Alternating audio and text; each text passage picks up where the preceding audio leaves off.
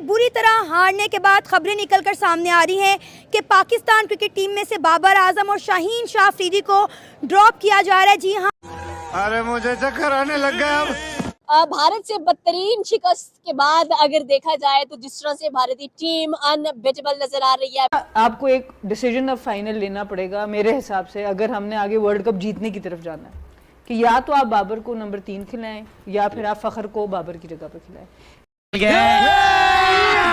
अभी मजा आएगा ना भिड़ो कि जो टीम पहले प्रमदासा में खेलती है वो जीतती है।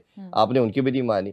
हम तो कल भी इससे शोज कर करके थक गए हैं कि हमारे कोच को पिच रीड करनी नहीं आती। वर्ल्ड कप के बड़े मुकाबले में पाकिस्तानी क्रिकेट टीम को एक बार फिर भारत के हाथों भारी मार्जिन से शिकस्त। टीम की बदतरीन परफॉर्मेंस पर कौम में शदीद मायूसी। अगर हम करें तो करें क्या, बोले तो बोले क्या। जाते हैं, कोई कहता मैंने पिज़्ज़ा खाना, कोई कहता मैंने बर्गर खाना।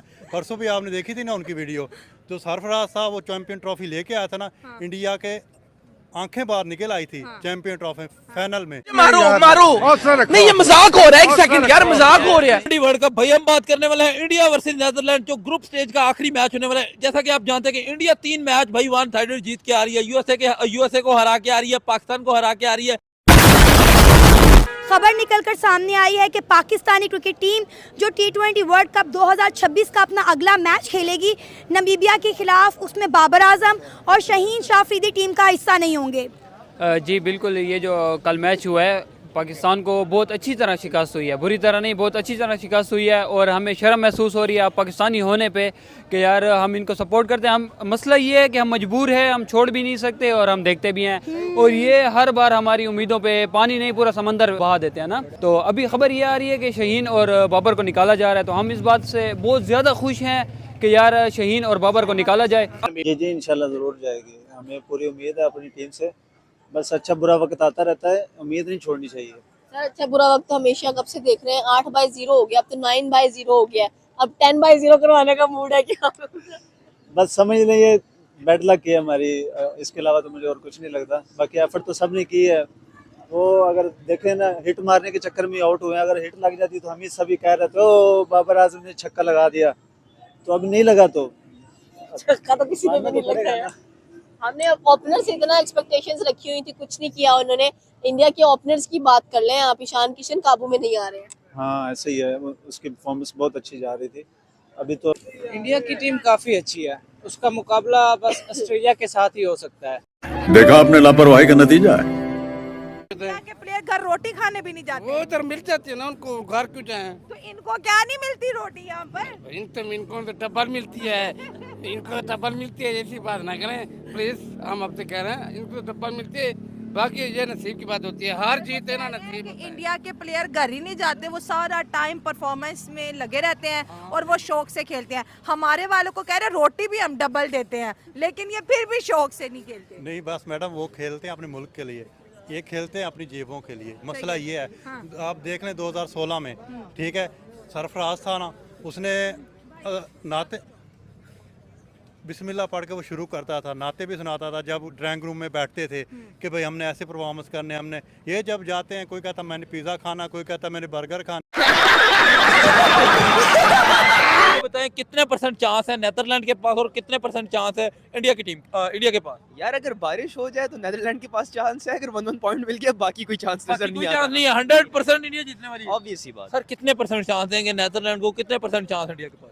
इंडिया के पास 100% चांस, 100% चांस इंडिया जीतने वाली है। बिल्कुल। सर अभिषेक शर्मा के बैट से रन नहीं निकले अभी तक वर्ल्ड कप में। पहले मैच में भी जल्दी आउट हो गए थे, पाकिस्तान के खिलाफ भी जल्दी आउट हो गए थे, और एक मैच खेला ही नहीं था। क्या लगता है एंड वाले मैच में ग्रुप स्टेज के वो परफॉर्म करने वाले? यार अभी पिछले ही दिनों मैंने शायद न्यूज़ में पढ़ा था कि उसकी फिटनेस का कोई इशू चल रहा है, तो इस वजह से शायद वो परफॉर्म नहीं कर, लेकिन फिर भी अच्छा प्लेयर है यार। अभी तक तो वो जिस तरह ठोक रहा है, अभी इन वर्ल्ड कप के मैचेस में इतना कोई परफॉर्म नहीं किया, लेकिन होते हैं अप डाउन आते हैं। हमारे बाबर साहब के 7 साल हो गए, अप डाउन आते हैं। वो नहीं खत्म हुआ तो अभिषेक के तो 2 मैच हुए हैं अभी तक, फिर भी वो परफॉर्म कर तो रहा है। एटलीस्ट स्ट्राइक रेट उसकी अच्छी है। अगर बाबर की बात करें तो ठीक है। मुझे उसके बाद जब वो श्रीलंका जैसी मुश्किल कंडीशन जहां पे नंबर 4 की बैटिंग मोस्टली स्पिन के अगेंस्ट आनी है, तो without improvement of his skills आप कैसे उसको नंबर 4 पे खिला सकते हैं? तो सवाल बड़ी शदोमत से ये भी पूछा जा रहा है, फॉर इंस्टेंस कि जब फहीम अशरफ बतौर बॉलर टीम में खिलाया गया तो फिर उसे बॉलिंग करने का मौका क्यों नहीं दिया? और अगर फहीम अशरफ से बॉलिंग करानी नहीं थी तो फिर उनकी जगह फखर जमान को ही टीम में लाया जाता, कोई एटलीस्ट एक तो तगड़ा बंदा होता ना। एज अ पाकिस्तानी फैन मैं थक गया हूं, यकीन करो थक गया हूं। मैं कहता हूं यार इनका क्या करें यार, मतलब इंडिया से मैच जीत तो हम नहीं सकते, ये तो मुझे पहले ही पता है ना। मैं तो इस चीज को हिफ्ज कर चुका हूं, मान गया हूं, कब से मान गया हूं, ये नहीं कि अभी मानो, मैं कब से। लेकिन हमारी क्रिकेट इतनी कोई गंदी क्रिकेट है, ये अब ज्यादा ही पता चल रहा है कि यार इतने कोई हम डरपोक कौम है।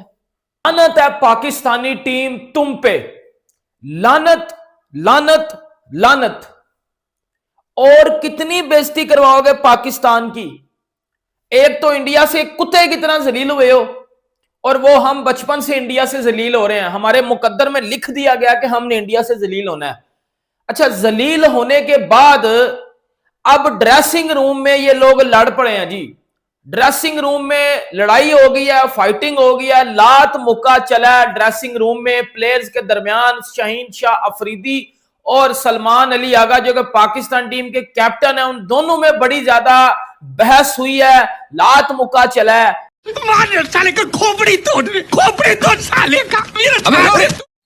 इरफान पठान ने पाकिस्तान के हारने पे डांस किया और ये बात पाकिस्तान में लोगों से बर्दाश्त नहीं हो रही, खून खौल रहा है लोगों का। ये आपत्तिजनक हरकत की है इरफान पठान ने, की तो की कैसे? पहले हमें ये बताओ, मैंने पावर बैंक खींच के मारना है भाई, ऐसा लोग यहां पर फील कर रहे हैं। पहले तो मैं ये बोलना चाहूंगा कि जूता उठाओ और अपने सर पे मारो कि भैंस की टंग। अगर तुम लोग जीते होते ना तो वो डांस नहीं करता। अगर तुमने अपनी औकात वहां पर ना दिखाई होती कि हम जलील और गंदे किस्म के लोग हैं जो क्रिकेट में सिर्फ क्रिकेट गंदी खेलने के अलावा और कुछ उखाड़ नहीं सकते, तो भाई इरफान पठान वो काम ना करता। अगर तुम अफगानिस्तान के हारने के ऊपर रील्स बनाकर डांस करके अपलोड ना कर रहे होते तो वो वहां पर हरकत नहीं करता। साहिबजादा फरहान साहब जिसने अंडे से नवाजा है ना, 25 करोड़ आवाम के सामने अंडा रख के चला गया था, वो भी पार्ट टाइम बॉलर के सामने। हाँ, 3 मैच हारने के बाद पाकिस्तान की आवाम रो रही थी और ये भाई साहब डॉक्यूमेंट्री बनाने चले गए, कपड़े फटे हुए थे, चीथड़े उड़े हुए थे। हम जब खेलते हैं तो ये नहीं देखते कि सामने वाला कौन है, क्योंकि हम तो आते ही गंद करने हैं। हाँ, तो मैंने सोचा चलो डॉक्यूमेंट्री बॉय ने 25 करोड़ आवाम को अंडा दिया है, तो अंडा दिया कैसे? झूठ बोल रहा है। No no no no, I am telling you. करो, ये परफॉर्मेंस करके दिखाएंगे। अभी तक ऐसे ट्वीट आए नहीं है। खैर, शोएब अख्तर ने जो कहा उसके ऊपर एंड के ऊपर गुफ्तगू करेंगे। बट अब्दुल्ला भाई, आखिर क्यों हर दफा साइम अयूब बच जाता है? आपको क्या साइम अयूब एज बॉलर चाहिए या एज बल्लेबाज चाहिए? देखें, साइम अयूब ने कल 3 विकेट्स लिए, बॉलिंग बहुत अच्छी की, लेकिन हम ये भूल गए हैं कि साइम अयूब क्यों आया था। हम साइम अयूब को ऑलराउंडर के तौर पर नहीं लेकर आए थे। जब साइम अयूब आया था बड़ी अच्छा परफॉर्म करता था, 9 लुक शॉट्स मारता था, बड़े अच्छे छक्के मारता था, बड़ा तेज खेलता था। ऑस्ट्रेलिया में जाके बड़ी अच्छी परफॉर्मेंस दी और तब सारे कहने लग गए थे कि सईद अनवर हमें शायद दोबारा कोई मिल गया है या उस प्रोसेस में है। हमें ऑलराउंडर कभी नहीं चाहिए था साइम अयूब। हमें चाहिए था कि हमारी ओपनिंग अच्छी होती, हमें चाहिए था हमारी ओपनिंग बेहतर होती। नहीं है 4 नंबर के लिए बाबर का सबसे बड़ा मसला जो है वो उसके नंबर के छेड़छाड़, बिल्कुल मैं मानता हूँ। प्लस उसकी टेक्निक के अंदर, मैं अगर अपने कोचिंग पॉइंट ऑफ व्यू से उसको देखूँ तो उसकी टेक्निक के अंदर जब वो उसकी कामयाबियों का सिलसिला चल रहा था, he used to play with the top hand.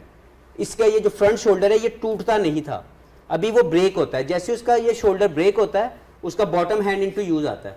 आप जो भी उसकी क्रिकेट पिछले साल, पता नहीं किसने उसके साथ काम किया या उसको खुद नहीं समझ आ रही, he is trying to hit the ball hard, जो कि उनकी गेम नहीं है। He was a great timer of the ball. He used to keep the shape and time the ball everywhere.